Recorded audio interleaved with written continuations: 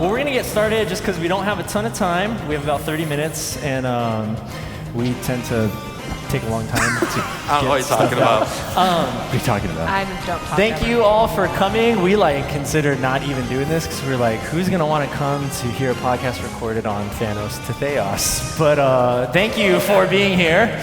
We really appreciate it. Willingly or unwillingly. Willingly or unwillingly. They're forcing many of you to be here and watch this live recording. So this is the Thanos to Theos podcast. You may have never heard of it, honestly, because we're kind of a niche corner on the Rooted podcast website. But we are a youth ministry podcast, and we are committed to the same gospel-centered youth ministry that Rooted is. We just do it in a niche kind of way where we talk about comics and theology. And so one of the things that when we were coming up with this podcast was Marvel movies, superhero movies, comics, they're becoming so mainstream now. It's hard to avoid them. You can't really miss them, and to the point where all of our students are talking about it. And this podcast really came out of the three of us, Kevin, Mike, and myself, our friendship and our shared geeky love for comics. Sorry, Becca. And we're friends too, Becca. We're not real friends. It's fine. But also just the fact that we were all youth pastors at the time, and we are all youth pastors again now. We stepped down and back in. But the reason for the name, I just want to explain a little bit. So Thanos, obviously, is, so we're rocking the sweet swag that we got made for us. These are amazing. Thanos reading a Bible, representing both the main archenemy in the Infinity Saga of the Avengers movies, Marvel movies, but also, if you didn't know anything about the comic lore, Thanos is derived from the Greek name Thanatos, for death. And that's who he represents in the comics. And so we were thinking about the name, we're thinking, well, it's not from death to life, but Thanos to Theos, the Greek word for God. So what we hope to do in our podcast is to talk about theology and youth ministry, but filtered through the lens of the comic world. So that's what we're gonna do tonight. We'll introduce, because many of you are probably just unfamiliar, so we wanna introduce this world that we are trying to make a little dent in. My name is Clark. I am I'm an associate pastor at First SF Church in San Francisco, and I oversee youth, college, young adult, just really everything in the church that the senior pastor doesn't. Mike, you want to introduce yourself a little bit? Yeah, I'm Mike McGarry. I'm the youth pastor at South Shore Baptist Church. Someone earlier tonight asked if it's Southside Baptist Church, and I like that way more Than South Shore. Yeah, Southside Baptist Church in Hingham, Mass. It's a beach community, so it's just really funny to think about it as Southside instead of South Shore. Yeah. And that's up in Massachusetts. So I'm the resident New Englander of Rooted, I feel sometimes. Mike is also the author of Lead Them to Jesus. Ooh. Which we're going to give away right here somewhere. At some And point. a biblical theology of youth ministry, which is on the book table. That's So right. we got some free books. We also got some free swag. I'll mention this, then you can introduce yourself. So we're selling these T-shirts. I know there's a very limited run, because when we were ordering them, I was like, we may not be able to sell these. So, Who's gonna want these things? I don't want to have hundreds of dollars on my pocket. So they're $20. You can come up after if you want to buy one. Very, very limited. We only have about a dozen of them. So just letting you know that. And then we also have a sweatshirt. These are even more limited. There's only half a dozen made. They're super And we're soft. rocking 4 of them. So we have 2 we're going to give away. One we want to give away tonight, and then one we're going to give away at the end of the conference. So why don't we finish the intros, and then I'll mention that. So. I'm going? Okay. Hi, I'm Becca Heck, and I am a newly full-time student working towards my MDiv, but for the last 12 years, I've served as Director of Student Ministries at In-Town Community Church in Atlanta, Georgia. I'm Kevin Yee. I am serving as the Youth, College, and Young Adults Ministry Director at Church Every Day in Los Angeles, California. All right. Yes. All right. So now to the good stuff, and then you can leave after if you want. So we're going to give one of these away. We only have 2 sizes, but we want to give this away to the person who's been a fan of our podcast, who can name the 3 of our hosts, Kevin, Mike, and myself, our favorite superheroes. Does anyone listen to the podcast here? This is either going to make us real sad. Yeah, we're going to be really sad or really proud. I will make it easy. How about just Kevin's? Yes? Is it Iron Man? For Kevin? Kevin's is not Iron Man. You are wrong, and you are fired. Yeah? No. You are also Also wrong, and you are still more fired. fired. Yeah. Still fired. Anyone? All right. Anyone's been listening? Oh. Y'all got some Other homework Avengers. to do. My goodness. You know what's funny is there's What'd a you bunch of say? guys that are having dinner right now that are that really would bummed. know. They would Yeah, know. yeah. Okay. You don't want to be arrow fired. guy. That doesn't want to be fired. Is it the arrow guy, Kevin? The arrow guy. No. Oh, no. All right. Well, we'll tuck this away. Yeah, we'll see if And the somebody else first who's person to eating come dinner and find one of us and will tell come back us, and we'll give this to They're you. all gonna right? binge the episodes tonight. No, they're not. Afterwards. No, they're not. To win the free swag. No, they're not. No one even wants these. Everyone wants them, Clark. It's And then we're comics. also going to give another one away. If you want to enter the giveaway, we're going to do it through our social media just to kind of help get our podcast out there. Check out Thanos, at Thanos to Theos on Instagram. So just tag your name there or leave a comment and then write us a review on iTunes. We'll do a randomizer by the end of the conference. So those are two ways you can grab a shirt. So with that being said, let's jump in. One of the main questions that you guys are probably sitting here wondering is like, What is happening? Why comics? Why are we here? And why am I here? Yeah. But so why comics? Like, why is that the platform for our podcast? Why is that an avenue for reaching teens and communicating the gospel and theology? All right, Kevin, you're up. All right.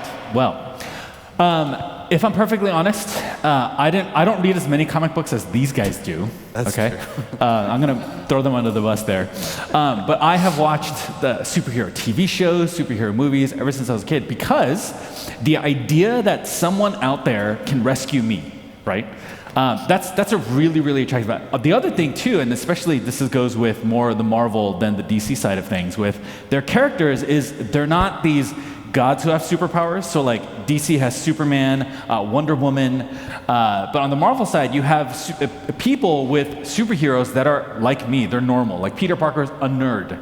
He likes math and science. Actually, I don't like math and science, but he likes those things. But he's also can crawl on walls and rescue people and things like that. And there's a lot that you can relate to, especially if you're feeling lonely, depressed, rejected. Marvel in particular does a good job with taking the outsider and making them feel special for their outsideness. I'm a total geek and people make fun of me and I'm bullied at school, but I still have something to add and to contribute to the world. Yeah. I'm sorry. Thank you, Clark. It's usually your fault. You're really intense about it, bully, and you're looking at me. So anyway, So you don't like DC comics? no, DC's fine too. Just don't let Russell Moore know For that. the other Yeah, people. yeah. His favorite Superman. That's his favorite comic. All right, so Becca, you're an avid listener. We've had you on a few times. From your One perspective, time. You've had me on one time. that's it. I asked for another and you said yeah, and then you didn't get back to me. Well, blame these other fine. guys. Burn. It's Clark's fault. I'm sorry. It's Clark's fault. Anyway, so what's the question? I don't remember. I'm shamed. Why comics? Why comics? Why comics? Like, Yeah. what is the benefit from your perspective for youth workers? I think, yes, echoing Kevin's, but then for me specifically, I grew up with two brothers who were all about comic books. I was more on the like Saturday morning cartoon role, and grew up watching and loving stuff like the X-Men, right? Where it became this, it wasn't ever about one person, it was always about the team. It was always about the group. And I think where the comic book life gets to enter into our youth ministry world, where we get to use it a lot and talking about it with students, is again saying to them, you aren't having to do this stuff alone. You have brothers and sisters in the church. You have been brought into a bigger family than one you ever knew. So even if your own family doesn't work well, or it doesn't feel healthy, or hurt ends up causing you more hurt, the church is actually a place for you to come along other people who also feel like outcasts, or who also feel like maybe their families don't always work, and this gets to be the place where you find belonging. So I've always, all of my favorite comics book stories are always more about the team aspects. I've never really followed just one. It was always going to be more about the teams. Yeah. Yeah. Yeah. Nice. So what you're saying is that youth workers are Professor X or Nick Fury, right? Like the person who like leads the Depends on who team. you talk to and what time of the lock-in you are talking to them at. That's true. That's true. Yeah, I know. Like for me, a lot of it has to do with just the stories that we tell, and the stories that we all love. And one of the things I talk about with students a lot is if you just think about their favorite story, whether Harry Potter or Star Wars. Or Lord of the Rings, Narnia, like these stories and different types of myths that we tell and that we listen to that capture our imaginations and our hearts. They're stories about hope lost and hope fought for and hope refound. And there are so many common grace windows into just the longings of our hearts and about what is wrong with the world, and is there hope to be found? Is there salvation? Like, where is salvation? And so, yeah, I just think that if we can, I mean, there are seminary classes about Lord of the Rings. There are. Right? Yeah. Not to mention, you can actually take Elvish as a language course. Okay, that's Some next level, right? Right. But like, people don't have so much of a problem thinking about things like Narnia and Tolkien, and distilling Christian doctrine out of that. And there is a difference because there are Christian authors who are embedding gospel truths into their stories that aren't entirely there in Marvel.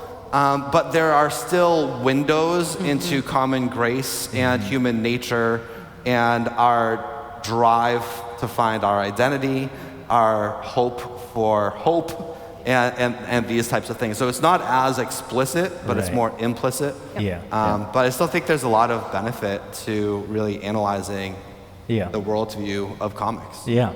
Someone was actually just asking me about this earlier today.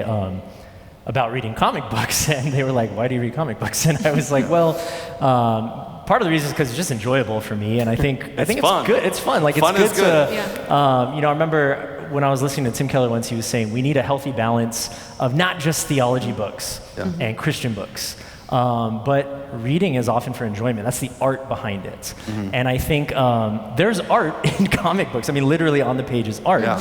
So part of it's just for enjoyment, but I think part of it for me too is I get to invest myself in a world that's not just a Christian world. And I actually like that they're written by non-Christian authors because I get a picture into what the world is thinking about some of these themes. And you brought this up, something that Walt Mueller at CPYU talks about when in culture is like culture is a window into the heart, right? And then it's a mirror and reflection. And so when it comes to the world of comics, something that some of the early comic creators, like even Stan Lee, think about Stan Lee and his legacy, one of the things he would say is that the comic books that he wrote, he was really trying to push the bill, and he wrote them to both push forward in cultural themes. So like the very first African-American superhero was Black Panther, written under Marvel. It was to push forward in some of these themes and be a little bit edgy with them, but to push forward in some of these cultural beliefs and ideals. But a lot of it was also reflecting what was going on at the times. And so that's why for me, the world of comics, it's really valuable because we see both, I think we see this today, we see both the cultural themes of the world our students are growing up in being pushed to the edge, to the extreme, right? But then it's also a window into what's happening right now.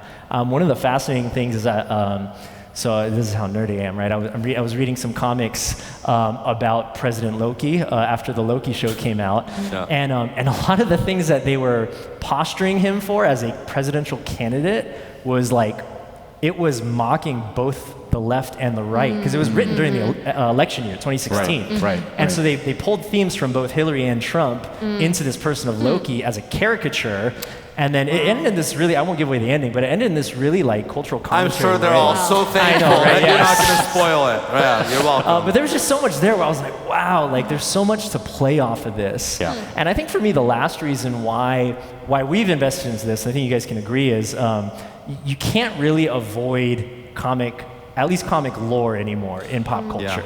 Like it used to be that like us sitting up here and doing this, and maybe it's still the case, but you guys would just think we're complete losers, total nerds and geeks. No, we are awesome. But now, like any of our students, Super any of your cool. kids, more often than not, they've watched at least one superhero movie. Whether it was like the Dark Knight or the DC ones or the Marvel ones. I was giving a youth lesson this past Sunday, and I was giving an illustration, and I asked my students, I was like, okay, so like anyone just like raise your hand, what's your favorite Disney movie? And I was thinking like, Little Mermaid, Frozen, and a 6th grader raised her hand. She was like, do Marvel movies count? And I was like, yeah, I guess they do. Disney owns it. And so really like, I was talking with Skylar about this, that there really hasn't been a media like platform that's been so widely watched or adopted. It's kind of a cultural phenomenon if you think about it, where it spans all generations, all backgrounds, all beliefs. So we've just found this to be a really valuable way to draw illustrations, speak into students' lives, and just stem from, how does this give us, like you were saying, Mike, a window into the way we can bring theology to kids? All right, so what are thinking about like some of the more recent Disney Plus series and shows where they're diving into more of the social issues? Because like a lot of the earlier Marvel stuff, 2 years and farther back, were kind of just a lot of fun, but they weren't tackling the social issues head on. They were kind of more around the sides. The Disney Plus shows really have addressed a lot of social issues head on, like very explicitly. Does someone want to talk into some of that, and maybe how can we have discipleship or even evangelistic conversations with students using kind of a shared interest in some of these Marvel movies or television shows as a launch pad, not to make like cheap Jesus jokes, like Captain America and Jesus, like that's my favorite thing to do. But how do we have like meaningful platform to share the gospel with students based off some of these comic books? Let me just ask really quick, how many of you have watched any of the Disney Plus Marvel shows? There you go. There it is. So, we got some. So real quick, big picture, we had Wanda Vision at the beginning of this year, and that was really about grief, right? And then you had Falcon and Winter Soldier, which is about racism in the United States. And then you had Loki, which I think has a lot to do with sovereignty, time, suffering. And then we're going to have the Arrow guys. well, Falcon and Winter Soldier also, so from the Falcon side had to do with racism, and the Winter Soldier side had to do with like forgiveness. Forgiveness. Redemption, what does that look for like? his like mercenary assassin past, is that all I am? So and those are windows into, I think, things that for a junior high student talking about grief, talking about that can be difficult, but I think you can use the storylines and the shows as an inroad into having a little more nuanced conversations. And if they've seen the shows, so I'll say junior high boys, they've all seen this stuff. Even if they don't have Disney Plus, somehow they found a way to watch that stuff. They know all the websites, right? But the idea is you can have conversations with them about the storylines and ask them, what did you think when you saw this character making that argument, right? When Sam Wilson, the Falcon, gives this speech about race relations in the United States. How did you take that? How did you understand that? And now we can be in a conversation about racism in the United States through this TV show. And same with guilt and dealing with grief in Wanda Vision and all of the things that come with that. And just the things that the show pulls out of watching somebody really struggling through and coping with their grief, especially because that show came out when we were still in the thick of COVID. The pandemic in the winter with a lot of the surge that was happening. And so those were fantastic bridges for being able to use stories to talk about things that are important, and especially for some of the shyer students or students who don't think as deeply about something without doing some processing, it's been really helpful to use those shows as a way to engage in conversation. About our guest, Becca, do you want to? My first thought when you asked the question was going to Wanda Vision. I think especially for thinking a lot about my girls who are a little bit more on the outside, the outskirts, right? They're not going to be the ones that are that all the boys want to talk to. They're not going to be the ones that really want to know really how to engage. They often end up on the sidelines doing things. For them, they end up, a lot of them read mangas. A lot of them are watching a lot of different shows that I didn't watch, so I had to go and like watch them for them, right? But stuff like Wanda Vision helped and allows for that bridge that we've been talking about of saying like, here you are with all of your feelings, right? All of your emotions. That's what a lot of what Wanda Vision also got to give us freedom to talk about was, hey, the grief, suffering is very real. Right. And what does everybody want to do with their grief and suffering? If they got a chance, you want to take it away and you would love to make up your own reality. You would love to be able to do that, but then also being able to see what happens if you don't live in reality. What happens whenever you try and take and use your own power to create a world for yourself? You end up with what Cedric just said, you end up hiding. You end up lying a lot, right? Yeah, and behind a fabricated world. Yes. Or And so using that to talk to our students, not just to our girls, but one of the things that Marvel has done really well, and DC did well with Wonder Woman, creating more spaces for our girls to also enter into this. And in a way that wouldn't make them feel weird, but also gives them a voice and gives them an audience as well.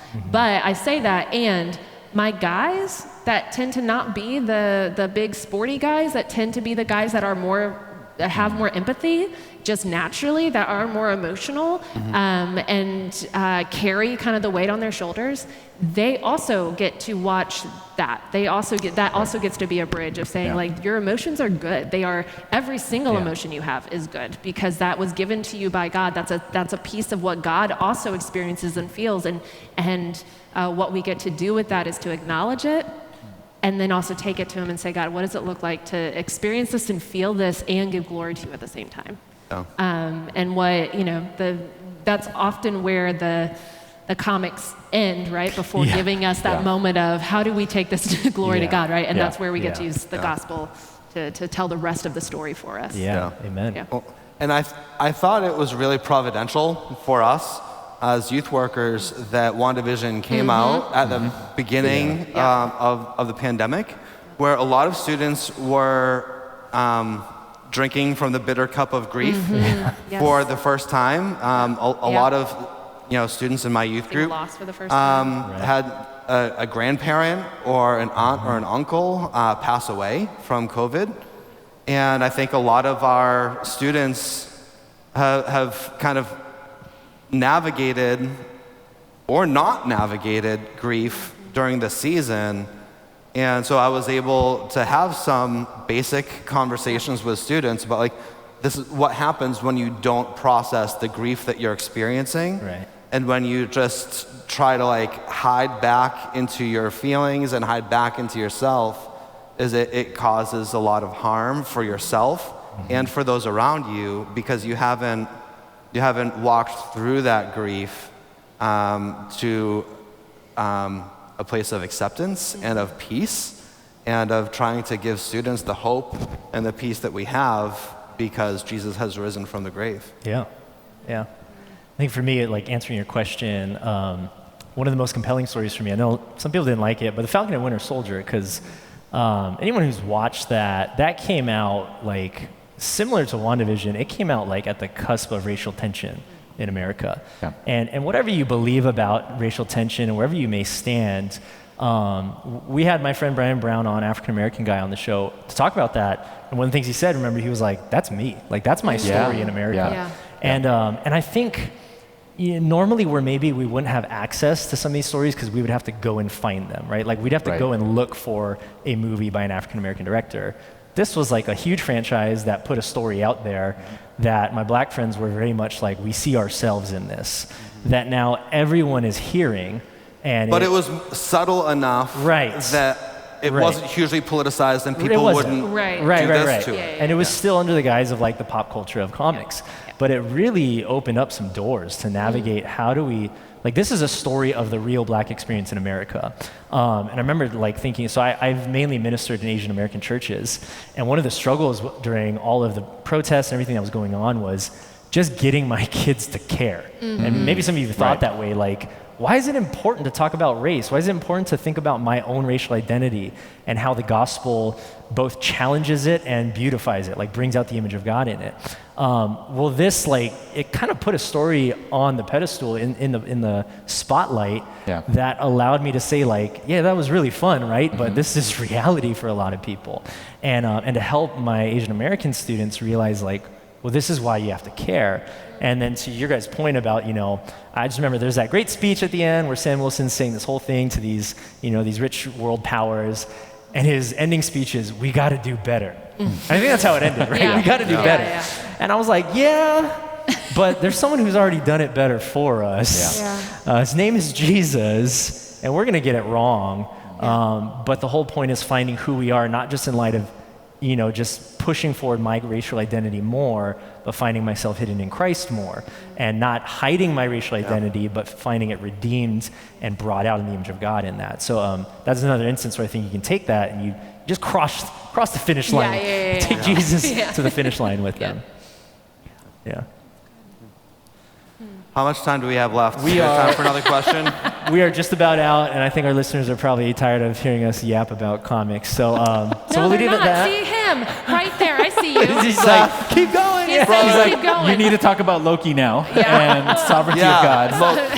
But just real quick, I will say, Loki offered I was an just gonna say, opportunity someone for needs me to talk about Loki. to talk about some really deep theological conversations that seriously would never have come up. Yeah. But when you're talking what are about some of those time, topics? well, so predestination and time and those kinds of things, like you can get into all of that by watching this show because it deals with, well, what is all of this for then, right? Like Loki's life was this massively painful, just filled with suffering, and at the end of it, it turns out, well, this is what you were designed for, and he wants to fight against that. And I think some of us have heard explanations for pain and suffering that are basically kind of like that. They're just kind of like, well, The Christianese version, right? God has a plan for all this. And it's like, okay, right? You're just kind of left with that. And But like, the show is freedom just explores an that. illusion? Right. Like, are we free at all, or does sovereignty mean that freedom is fake? Yeah. And that's one of the central part of the- questions yeah. of the Loki series. Well, I'm sure you guys felt this. After that first episode dropped, I had like 5 college students text me the Yeah. same question. Yeah. So, are we free if God is sovereign? And I was like, Are Calvinists the TVA? And this one show, like, whenever I tried to talk about Calvinism with my kids, they're like, dude, don't bore me with that theology. And then Loki, they really want to know now. Yeah, for real though. I've been trying to teach this to you for years. And Marvel just did you, Marvel. 5 years of Listen. work in 20 minutes. Seriously. Put it in a comic book. And the best part is you don't have to use this in a teaching setting. Like I don't really use the shows as an illustration in my sermons. I really use it for conversational purposes. Yeah. It becomes really relational. Like you can use these stories to have and engage in good relationships. And I think that's the key for me. And part of what COVID did too, and the beauty of like the Netflix party that came out, right, was and Disney Plus figuring out how to share screens and all that. Just like it did become a community thing, something to get a small group together all on. We couldn't watch it together, but we could watch it together. And so it became something. Or I know of we. In our church, we kind of, I think other people started calling them this too, like kind of like your quarantine, right? It's who you were like, who at the beginning of COVID you were allowed to see. And we had families that decided to be quarantines together, and part of what they did every Friday night was watch the newest episode of whatever. So they went through and they did The Mandalorian, and then it was Wanda Vision, and so so I think there's so much goodness out of the community aspect that these series also bring, that allow for us to have starting points, but just even in the relational element. And they're good now, right? Yes, if you they're gave up so on comic good. book movies because you saw X-Men 3 like Or 15 years Spider-Man ago. 2.5. All right. I promise, they're good now. So we got to end it up. Thank you guys for sticking around. Again, if you want a t-shirt, come and grab one, $20, and we'll do the giveaway. But thank you guys for just listening, humoring us, just being here. We're not experts. We're all practitioners, but we're really just trying to make an impact for the gospel in the lives of our teens. And we know you guys are too. So thanks for being here. Hope you enjoy the rest of the conference. And if you enjoy the podcast, then share it with other youth workers too. All right. Stick around. The next session is going to start very soon.